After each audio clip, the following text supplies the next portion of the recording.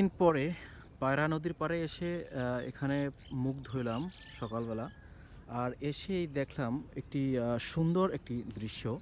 যেটা হচ্ছে এই গাছটা দেখা যাচ্ছে অনেক সুন্দর একটা ফুল।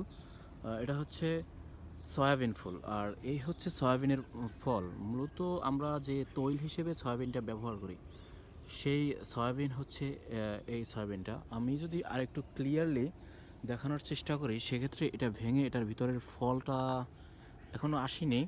তবে একটা ফল আমি দেখাতে পারি। এর ভিতরে আসলে এই হচ্ছে সয়াবিনের বিচি। এখান থেকেই মূলত সয়াবিন তৈলটা আসে। আর এখানে দেখা যায়, এখানে আমাদের এই অঞ্চলে এভাবে লাগানো হয় না বাণিজ্যিকভাবে। এটা হচ্ছে রাস্তার পাশে জাস্ট অযত্নে কিছু বীজ ফেলানো হয়েছিল হয়তো। অযত্ন অবহেলায় দেখেন গাছটা ভেঙে পড়ে গেছে। আর এখানে পাশেই পায়রা নদী দেখা যাচ্ছে, এই একদম নদীর পাড়ে, রাস্তার পাশে। আসলে অযত্নে অবহেলায় এই কয়েকটা গাছে কি পরিমাণ যে সয়াবিন হয়েছে, যদি আমরা বাণিজ্যিকভাবে চাষ করতে পারি, আসলে এর ফল দিয়ে মোটামুটি অনেক অনেক লাভবান হওয়া সম্ভব।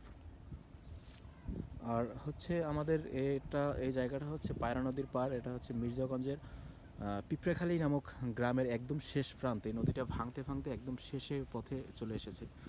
আসলে সম্ভাবনাময় এই অর্থকরী ফসলটার দিকে আমাদের অতি গুরুত্ব দিয়ে নজর দেওয়া উচিত।